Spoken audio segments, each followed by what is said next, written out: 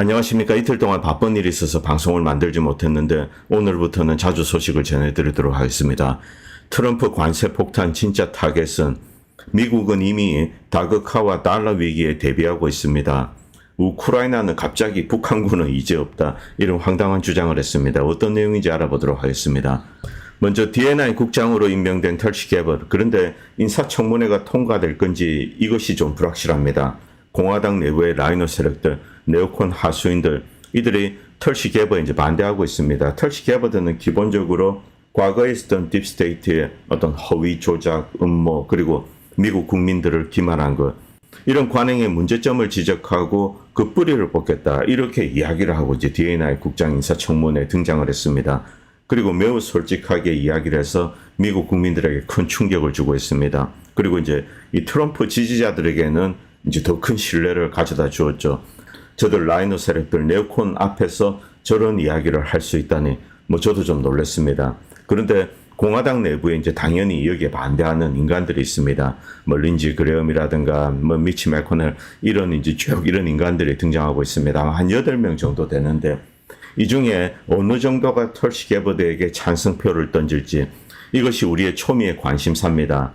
이들 역시 이제 선거를 치르고 이제 상원의원에 다시 이제 재선을 노려야 됩니다. 그렇게 하기 위해서는 트럼프 지지자들의 눈치를 보지 않을 수가 없죠.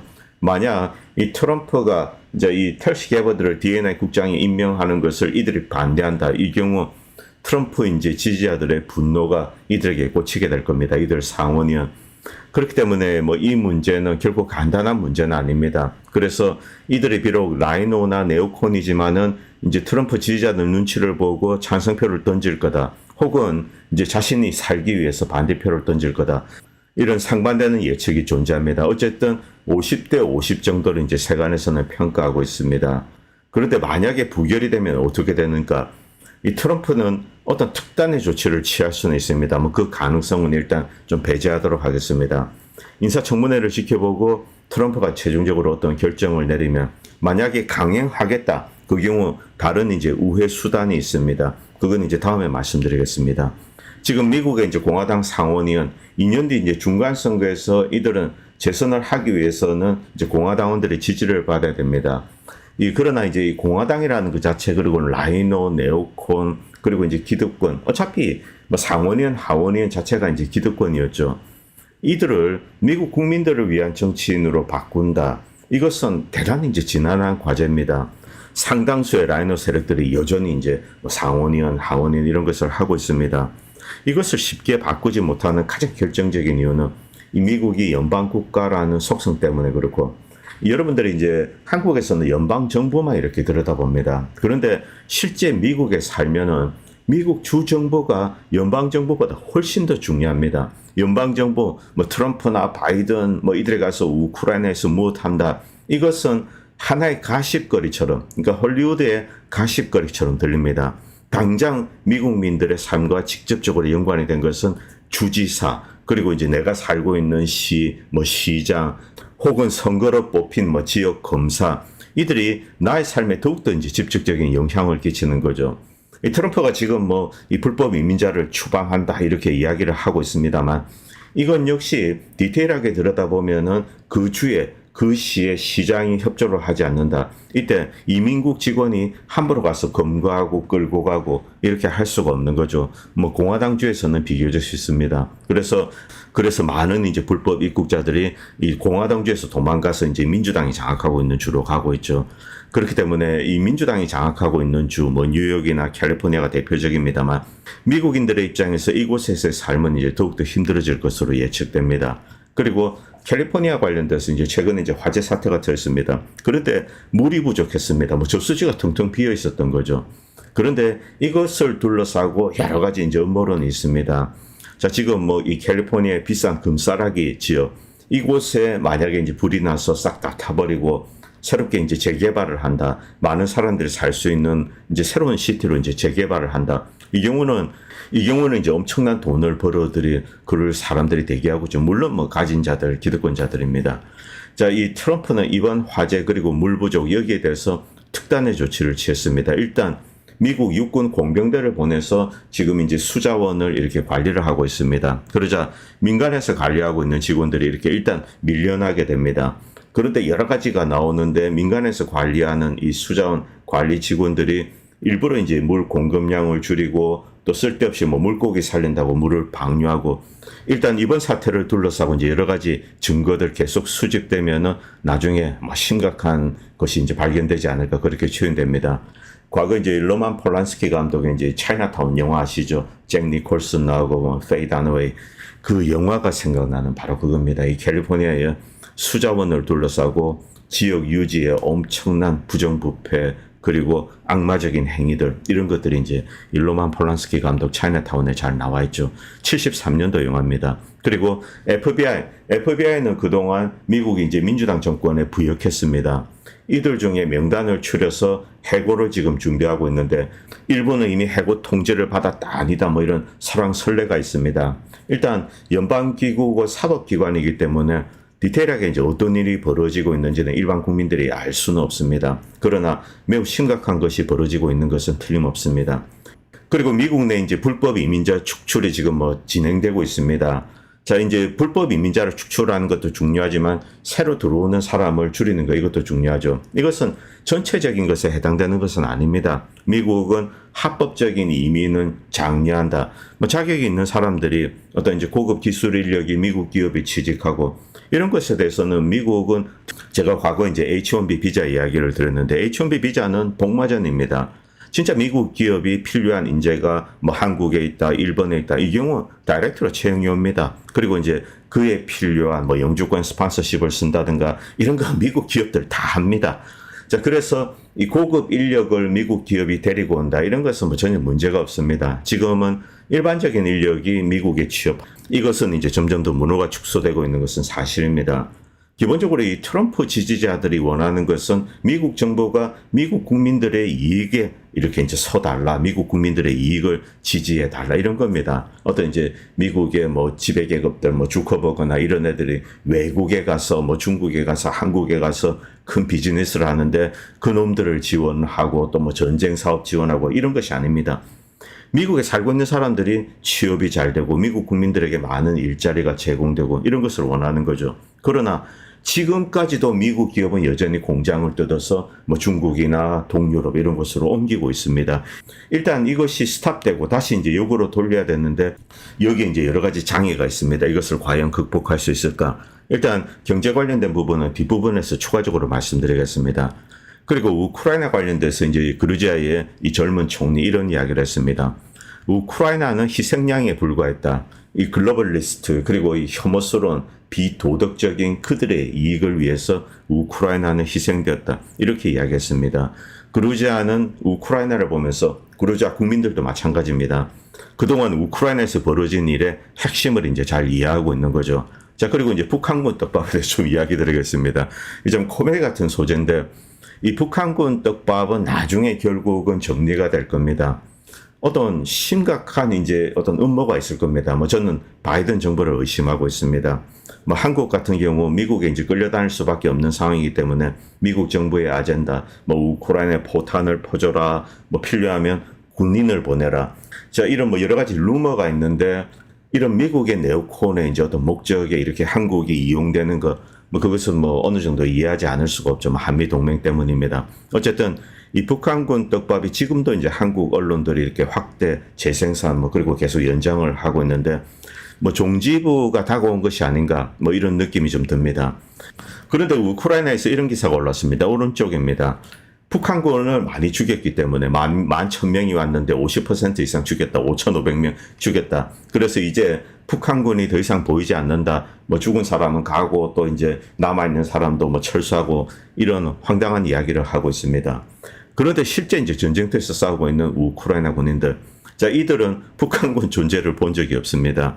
지금 뭐 북한군이 있다고 떠드는 이제 우크라이나 군인들 이들 보면은 입만 벌리면 거짓말하는 영국인들, 영국 용병 뭐 그리고 이제 우크라이나 이제 특수경찰 뭐 이들 출신입니다. 다 굴하죠. 그런데 암체오르드가 여기에 대해서 이제 이렇게 비판하고 있습니다. 야, 실제 북한자 사상자는 0명이야.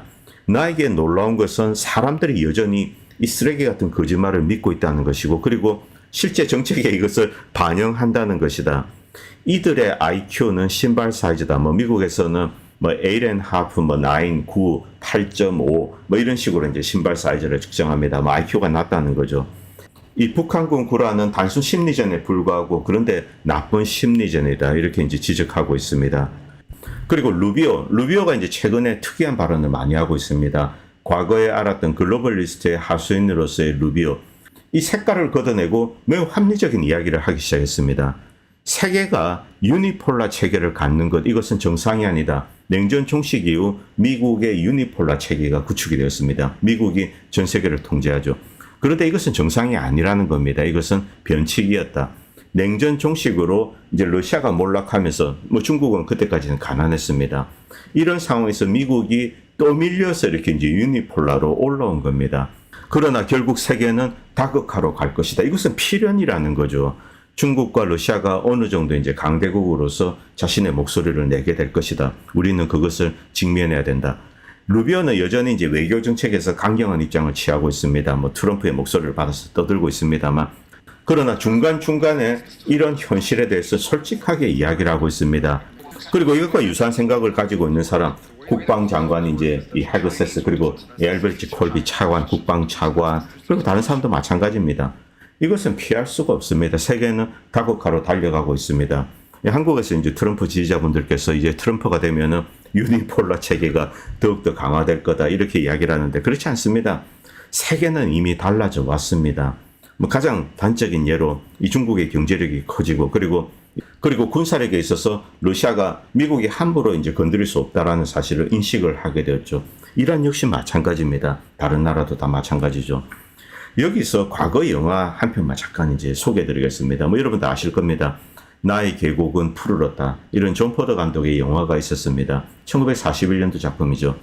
제가 이 영화 장면을 가져온 이유는 미국 사람도 과거에는 이 광산에서 이제 석탄도 캐고 이런 일을 했다는 겁니다. 이것은 뭐 석탄 철강 공장, 뭐 석탄 탄광 이런 데서 벌어진 사건입니다. 누가 죽고 뭐 이런 내용이 나오는 거죠.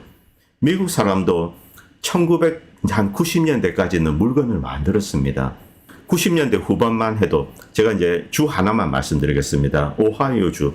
이 오하이오주에 대해서 한국 사람들은 잘 모릅니다. 이제 동쪽에 있습니다. 뭐 뉴욕, 펜실베니아 이쪽 옆에 보면 이제 오하이오주가 있는데 이 오하이오주는 거대한 공업주였습니다. 철강 공장, 정유 공장, 락카펠러가 이제 오하이오 출신이죠. 그래서 90년대 후반만 해도 평균 국민 소득이 미국에서 이제 주별로 이렇게 다 따졌을 때 미국에서 두 번째로 국민 소득이 높은 주입니다. 공장이 많았기 때문에 그렇습니다. 한국 분들 잘 아시는 뭐 P&G, 자 그리고 이제 철강 공장, 뭐 석탄 공장, 포드, 뭐 자동차 공장 이런 공장들이 즐비하게 있었습니다. 대부분의 주민들이 공장에 가서 일을 하는 거죠. 그런데 지금 그 공장들 어디 갔는가? 죄다 뜯어서 중국으로 뜯어옮겼습니다. 누가 그런 짓을 했는가? 글로벌리스트들이 그런 짓을 한 거죠. 자, 지금 미국의 브랜드, 여기 있는 브랜드들이 다 섞여 있습니다. 여기 보면 이제 뭐 네슬레 스위스 기업, 유니레버 영국 기업이죠. 자, 일반 우리가 이제 소비재, 뭐 다농 프랑스 기업, 이 소비재 브랜드가 있습니다. 미국은 엄청나게 많은 브랜드를 가지고 있습니다. 실제 이들 소비재 브랜드의 상당수, 거의 한 3분의 2 정도는 미국 겁니다. 그런데 이들 중에 미국 공장이 그대로 남아있는 회사가 있는가? 별로 없다는 거죠. 약품 공장도 그렇습니다. 캐나다, 인도, 중국 옮기고, 멕시코 옮기고, 그리고 세제, 비누 만드는 거. 이런 거 죄다 뭐 캐나다나 멕시코에 가 있습니다. 멕시코에 많이 가 있죠. 남미에 가 있고, 브라질에 가 있고, 그리고 전자기기, 기계로 이런 것도 뭐 중국으로 다 뜯어옮겼습니다. 자, 그런데 여전히 이들 브랜드, 본사는 바로 미국에 있다는 거죠. 상당수가 미국에 있습니다. 미국에서는 마케팅과 제품 기획, 연구, 개발을 하고 있죠. 그런데 생산 공장은 외국에 있습니다. 이 트럼프가 경제 전쟁을 합니다. 이제 관세 전쟁이죠. 관세 전쟁의 진짜 목표는 무엇일까? 자, 우리가 이제 저 나라에 대해서 한 30% 때려버립니다. 그러면 저쪽 나라에서 저 나라도 이제 보복 관세를 때리게 됩니다. 물론 저 나라가 겪는 고통이 미국인들이 겪는 고통보다는 훨씬 큽니다만 미국도 이제 어느 정도 고통을 겪게 됩니다. 이때 미국 기업들이 어떤 방식으로 움직이게 되는가? 바로 이것이 트럼프 관세 전쟁의 직접적인 타겟입니다. 수많은 기업들, 뭐 심지어 이제 뭐 세탁기 만드는 브랜드 뭐 여전히 미국이 가지고 있습니다. 자, 이렇게 되면은 이들이 다시 공장을 뜯어서 미국으로 옮기지 않을 수가 없는 거죠. 여기에 대해서 상당히 회의적인 분들도 계시고 저도 상당한 어려움이 있을 거라고 생각을 합니다만 그럼에도 불구하고 이런 작업들을 미국 기업은 하지 않을 수가 없습니다. 자, 이 멕시코에서 물품을 생산했는데 예를 들면 이제 뭐 P&G에서 뭘 만들었다 칩시다. 소비재입니다. 그런데 여기에 관세를 한 30% 때려버린다. 그럴 바에야 뭐 미국으로 옮기자. 뭐 펜실베니아나 오하이오 옮기고 그다음에 오클라호마 와자서 뭐 여기다가 또 이제 P&G 공장 새로 하나 만들고 비누도 만들고 저거저거 하자. 이런 방향으로 움직이지 않을 수가 없다는 거죠. 수많은 미국 브랜드 공장은 그런데 이제 중국에 있습니다. 이것을 점점 더 이제 이 미국으로 가져오는 거죠. 물론 미국에서 생산하면 단가가 올라가고 제품 가격은 비싸집니다. 그런데 이 공장에서 이제 노동자들이 일을 하고 또 월급을 받습니다. 그게 그대로 이제 미국 경제로 흘러들게 되는 거죠. 과거 이제 이 트럼프 1기입니다. 이때 이제 트럼프 경제 정책을 보좌했던 많은 사람들은 여기에 미국의 부활이 달려있다. 제조업 부활입니다. 미국 내에서 단가가 올라가도 제품 가격이 좀 올라가도 결국 노동자 임금으로 이제 미국 내에서 소비가 되는 거죠. 외국의 저가 제품에 의존하고 미국의 인플레이션을 낮추고 이것을 수십 년 동안 해왔더니만 월가의 금융 자본가, 뭐 주식을 가지고 있거나 이들의 이익만 극대화되더라. 미국의 빈부격차가 천문학적으로 늘어나고. 그런데 이들이 다시 이 뭐 월가에 있는 이제 거부들, 이들이 미국에 투자하냐 안 합니다. 이들은 그 돈을 들고 또 다시 이제 중국이나 남미, 동유럽 이런 데 가서 투자를 하는 거죠. 결국 한 몇십 년 해봤더니만 글로벌리스트 아젠다를 해봤더니만 미국이 점점 더 이제 쇠락하는 겁니다. 이 실체로서 미국이 쇠락하고 미국을 소유하고 있는 이들 금융 자본가 이들은 미국에서 오히려 떠나버립니다. 뭐 이 떠난다는 게 국적을 파고 이런 뜻은 아닙니다. 미국 정부로부터 독립되어서 많은 돈을 이제 해외에 분산해서 파킹을 해두고 있는 거죠. 그리고 세계를 지배하려고 하고 있습니다. 미국은 이 역할을 하지 않겠다는 겁니다. 일단 미국 국민들의 이익 그리고 미국의 국력을 강화하는 방향으로 바꾸겠다. 여기에 직접적인 타겟은 적은 바로 월가의 금융 자본가들입니다. 중국에 있는 뭐 중국 자본가들이 아니라는 거죠. 이들을 향한 전쟁을 트럼프가 개시를 하는 거죠. 그리고 미국 브랜드, 본사가 미국에 있는 기업은 다시 공장을 미국에 지으라는 거죠. 이것이 국가 전체를 강하게 만드는 겁니다. 미국 국민들의 복리와도 직접적으로 연관이 되는 거죠. 여기서 손해보는 자는 월가의 금융 자본가들밖에 없습니다. 바로 이 점이 이제 트럼프 경제정책의 비밀입니다. 트럼프가 뭐 바보도 아닌데 뭐 미국이 때리면 저기도 안 때리겠습니까? 당연히 때리죠. 멕시코도 이렇게 때린다. 뭐 캐나다와 함께 미국에 때리겠다. 이렇게 이야기를 하는 거죠. 그런데 이런 소음 와중에 물밑에서는 공장이 다시 이제 미국으로 들어오게 될 수가 있다는 거죠. 그리고 이것은 이제 어떤 기업의 수익성은 좀 해치게 될 겁니다. 아무래도 이제 미국에서 생산하면 좀 비싸게 되겠죠. 그러나 이 경제적인 수혜가 미국 국민들에게 골고루 갈 수 있다는 거죠. 미국에서 가장 심각한 문제는 일자리입니다. 좋은 양질의 일자리가 없다는 거죠. 이 양질의 일자리라는 것은 평범한 사람들이 어떤 심각한 기술이 없어도 공장에 가서 기술을 배우면서 일을 하고 무언가 이제 어떤 부가가치를 창출할 수 있는 것. 바로 이것이 양질의 일자리입니다. 물론 뭐 고급 인력들이 뭐 구글에 일하고 그런 것은 있습니다만 미국 국민들을 위해서는 평범한 사람들을 위한 양질의 일자리가 많이 필요한 거죠. 자, 그리고 다른 나라들 한번 다 뒤져봅시다. 이 노르웨이를 예를 들겠습니다. 노르웨이 같은 경우 치즈는 277%, 소고기는 344%, 양고기 429%, 뭐 우유는 443%입니다. 쭉 보십시오. 그리고 여성 의류 위에 입는 이제 티셔츠 이런 것은 10%밖에 관세를 때리지 않습니다. 자, 이런 식으로 자국이 보호해야 될 산업은 철저하게 보호를 하고 있는 거죠. 미국도 이제 뭐 노르웨이처럼 심하지는 않습니다만 이런 방향으로 나가겠다. 미국 경제를 살리겠다 이 뜻입니다. 그리고 브릭스 출범은 현실이고 브릭스는 결국 자신의 길을 갈 겁니다. 미국도 이것을 막을 수 없다는 것을 알고 있습니다. 물론 트럼프가 이제 여기에 대해서 이제 공갈 협박을 하고 있습니다. 이 트럼프가 공갈 협박을 한다고 하더라도 트럼프가 이런 변화를 모르고 있다라고는 생각하실 필요는 없습니다. 트럼프든 일반적으로 교육을 받은 미국인들은 브릭스 흐름을 바꿀 수 없다는 것을 알고 있습니다. 일단 기본적으로 개입을 할 수가 없습니다. 브라질이 러시아로부터 무언가 사옵니다. 그런데 그들이 그런데 그들이 달러를 썼는지 유로를 썼는지 알 수가 없죠. 왜냐하면 스위프트망에서 완전히 벗어나서 자기들끼리 교육을 하고 있기 때문에 그렇습니다. 그래서 달러를 이용하지 않는 무역 거래를 제재할 수 있는 근거조차 미국은 획득을 할 수가 없는 겁니다. 자, 지금 뭐 달러, 일단 달러가 그동안 이제 무역의 어떤 결제 화폐로서 지배를 했습니다만 결제 화폐로서의 위상 자체는 위축되게 될 겁니다. 뭐 기축 통화의 지위 이것도 어느 정도 훼손이 되지 않을 수가 없는 거죠. 물론 미국은 다른 장점이 있습니다. 뭐 국가적인 안정성 이런 것을 근거로 이제 달러를 어느 정도 이제 보호해내는 것 이것이 이제 미국의 과제죠. 무엇보다 중요한 것은 미국 경제를 다시 되살리는 겁니다. 터키 경제학자 하카는 이런 이야기를 했습니다. 1971년 이래로 미국은 통제할 수 없이 돈을 인쇄할 수 있는 능력을 획득했다. 그런데 이것을 실제로 이제 미친 듯이 사용한 것은 2000년 이후입니다. 글로벌리스트 프로젝트를 위해서 미국은 한 1990년대 후반만 해도 여기에 대해서 대단히 엄격했습니다. 미국 달러는 기축통화입니다. 이 기축통화국의 지위는 가만히 있다고 그냥 누릴 수 있는 게 아닙니다. 이것을 보호하기 위해서 미국은 많은 노력을 해야 됩니다. 재정도 그렇고 그리고 이제 화폐 발행량, 금리 정책 이런 모든 것에 있어서 투명하게 대외에 공개를 해야 됩니다. 미국이 통제력을 상실한 것은 물론 2007년, 8년 그때부터입니다만 물론 그 원인을 제공한 자는 역시 이제 조지 W 부시입니다. 이라크전, 아프간전 전.